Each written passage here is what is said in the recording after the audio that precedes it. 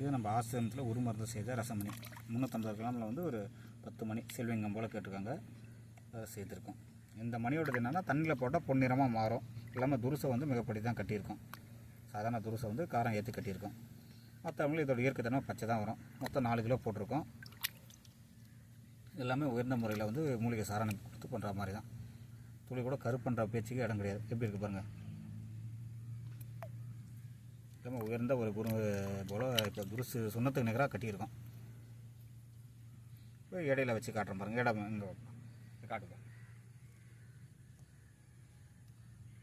350 கிட்ட 360 கிராம் இருக்குது.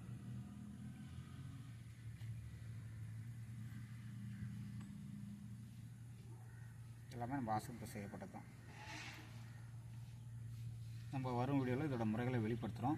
அடுத்து வந்து எளிமையான முறையில் இன்னமும் நேற்று கூட ரச சுத்தி பற்றி நிறைய பேர் சந்தேகம் கேட்டிருந்தாங்க.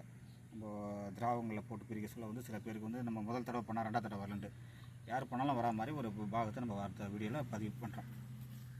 நான் நேற்று வந்து நம்ம திருநெல்வேலியிலேருந்து ஒருத்தர் பேசினார். இது போல் வந்து நம்ம ரசமணியில் வந்து முதல் தடவை பண்ணாங்க, நம்ம செம்பு தகடு போட்டோம், இல்லை நம்ம உப்பு கொடுத்தாலும் ரசம் பிரிஞ்சது தனியாக, 2ஆவது தடவை பிரியலன்ட்டு. அது இல்லாமல் ரொம்ப எளிமையாக யார் பண்ணாலும் எப்படி வரதுன்றது ரச சுத்திகளை நான் வெளியிடுறேன்.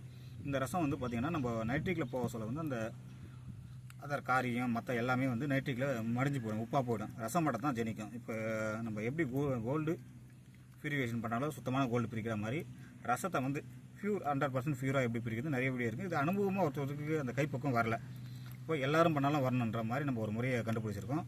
அந்த முறையை வந்து பின்வரும் வீடியோவில் வெளிப்படுத்துகிறேன்.